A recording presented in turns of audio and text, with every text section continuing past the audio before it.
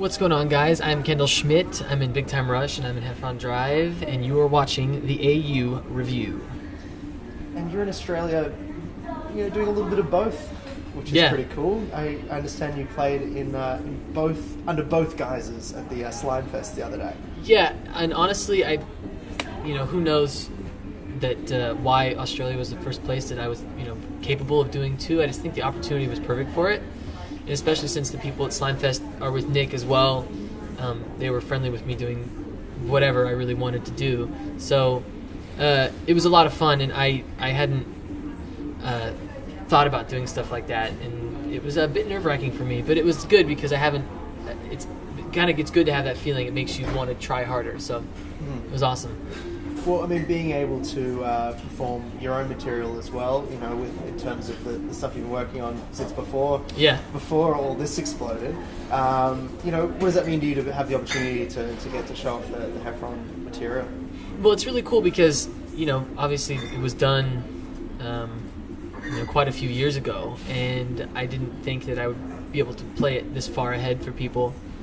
And I think they still like it, like it's still relevant, and I didn't know that it was still going to be relevant, and I'm glad that they're not confused about it and that they just like the music. So it was a great opportunity, especially playing it acoustic. At Slime Fest it was the only thing that was just 2 guitars and 2 vocals, so I think it definitely stood out, and I hope they liked it. Did people seem to know any of it, or? Yeah, there was obviously like some fans that were just diehard fans, of course, and then there was a lot of people who were like, isn't he in Big? And then I showed up on stage for Big Time Rush, and it was like, people clicked. Yeah, they're like, oh, I get it. Is it? Moving forward, are you going to try to do things like that more often and perform more shows? Because I know you did some shows in Germany earlier this year on the Heffron. Yeah, definitely did some shows in Germany, which were a blast. One in Austria, which I'd never been to Austria before, so that was a lot of fun. I don't know about like both at the same time. That's just that was like a total like. It worked out. Did you change outfits in between? I did. I was like, I had to look different, and I made sure it was drastically different because Big Time Rush is like it's a lot of fun, and the outfits are supposed to be fun and goofy, or not goofy, but hip and cool. And Heffron Drive, I just sort of wore whatever I wear. Honestly, my style's pretty funky anyway. This is pretty subdued for me. So Big Time Rush takes up, I imagine, a lot of your life. It's not just the TV show, but there are films, there are spin-off series, there are probably webisodes. There's so much promos, going on. Everything. Yeah. Yeah. How has it taken over your life in that respect? Well, since the beginning, it's been like my whole life, obviously, and I've spent pretty much 360 days out of 365, besides the odd day off, here and there, in travel days and stuff. And it's been a life-changing experience, and it's been something that I could never have thought of before. But you know what? The most important thing is it's given me a really cool work ethic throughout the years, and now I get to use that for what I want to do and into the future beyond just being in 2 bands. I want to like run a record label and have other bands under my label and stuff. I think it'd be awesome. That's the great thing about the position you're in, that you will be able to have those opportunities moving forward as well. Yeah.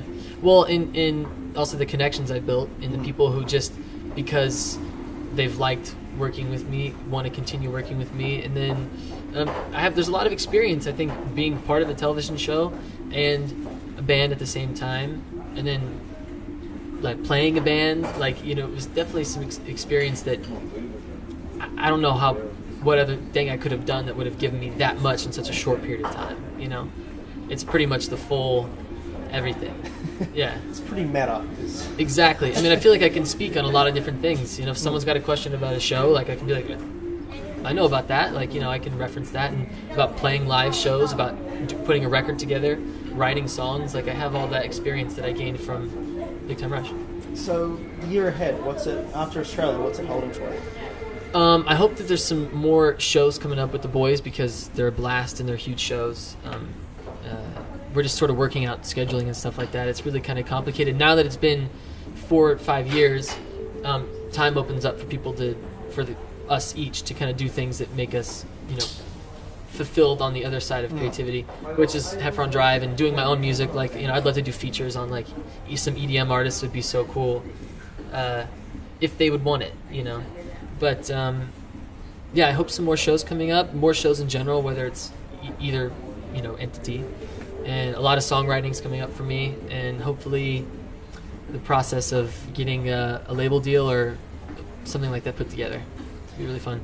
There are other, you know, Nickelodeon and Disney and those sorts of channels have had shows like yours in the past, and there are a lot of people that have come out of them.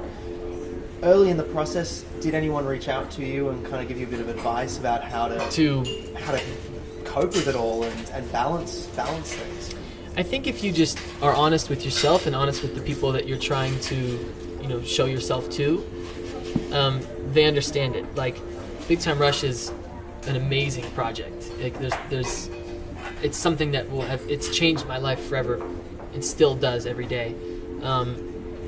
But the whole point of doing something like that is to gain experience. I mean, I'm 22. Like, all that happened before I was 23. So I have at least 7 more years till I'm 30, and that's a lot of time to accomplish so many things. You know, like, so I want it all to continue. I really do.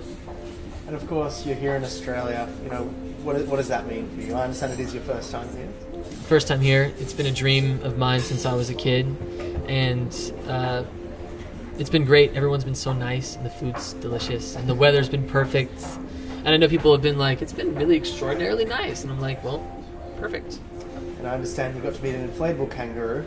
I did. It wasn't as lively as I was hoping. It didn't really move much, unless I moved it.